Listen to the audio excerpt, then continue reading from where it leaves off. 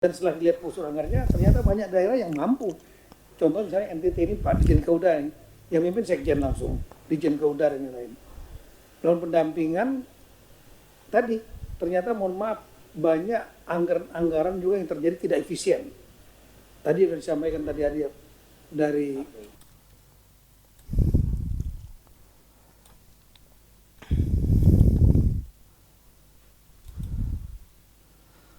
Nah, dalam kesempatan tersebut Mendagri juga memaparkan sejumlah strategi guna menyesuaikan postur belanja pegawai maksimal 30%. Sebagaimana diamanatkan Undang-Undang UU Hubungan Keuangan Pusat dan Daerah HKPD mulai tahun 2027. Dari sisi belanja, ia mendorong pemerintah daerah atau Pemda untuk tidak melakukan rekrutmen baru walaupun pemberhentian pegawai yang sudah ada. Nah, kepala daerah harus tegas tidak ada perekrutan honorer baru, ujar Mendagri. Nah, fakta di lapangan bahwa masih banyak daerah yang mengangkat honorer baru ya Bapak Ibu ya. Nah, kemudian dari sisi pendapatan, Mendagri mendorong kreativitas Pemda guna meningkatkan pendapatan asli daerah atau PAD. Ia mencontohkan nih ada keberhasilan kota Pekanbaru yang mampu mengoptimalkan PAD dari 800 miliar menjadi lebih dari 1 triliun melalui kemudahan perizinan.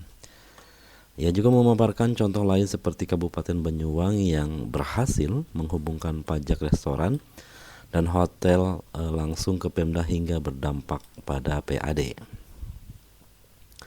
Mendagri juga mendorong optimalisasi badan usaha milik daerah BUMD untuk menjadi instrumen peningkatan PAD. Selain itu, upaya tersebut ia memastikan telah melakukan pertemuan dengan Menteri Pendayagunaan Aparatur Negara dan Reformasi, Menpar RB Rini Widiantini ya, serta Menteri Keuangan Purbaya. Nah, hasilnya pertemuan yang dilakukan pada awal Mei tersebut mendorong masa transisi penerapan Undang-Undang HKPD untuk diperpanjang selama 1 tahun lagi. Nah, Mendagri juga mendorong optimalisasi badan usaha milik negara BUMD untuk menjadi instrumen peningkatan PAD. Selain upaya tersebut, ia memastikan telah melakukan pertemuan dengan Menteri Pendayagunaan Aparatur Negara dan Reformasi. Ya, kemudian hasilnya pertemuan yang dilakukan pada awal Mei tersebut mendorong masa untuk penerapan Undang-Undang HKPD diperpanjang selama 1 tahun lagi. Nah, bukan melalui revisi Undang-Undang HKPD tetapi dimasukkan ke Undang-Undang APBN 2027. Diperpanjang 1 tahun sesuai asas hukum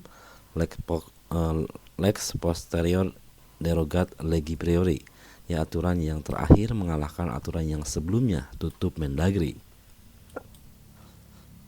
Nah, sementara Komisi 2 DPR RI menegaskan pegawai pemerintah dengan perjanjian kerja P3K dan paruh waktu yang telah diangkat tidak boleh diberhentikan akibat keterbatasan fiskal daerah.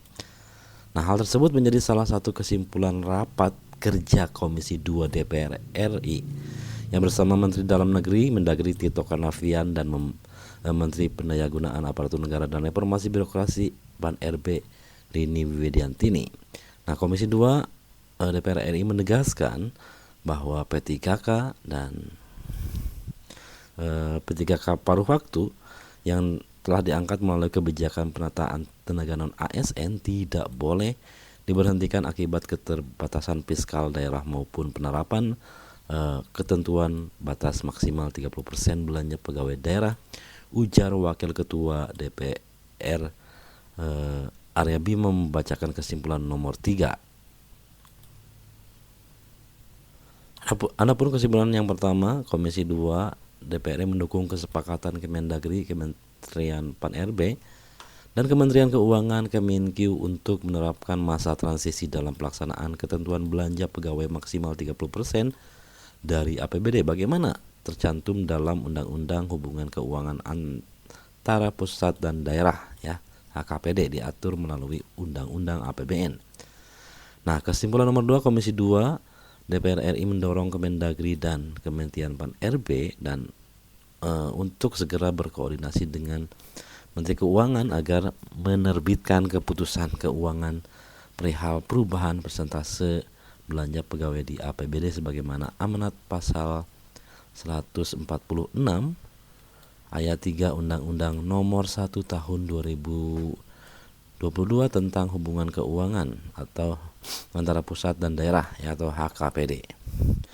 Nah, itulah informasi sekilas mengenai poin-poin penting ya dari rapat dengan Komisi 2 DPR.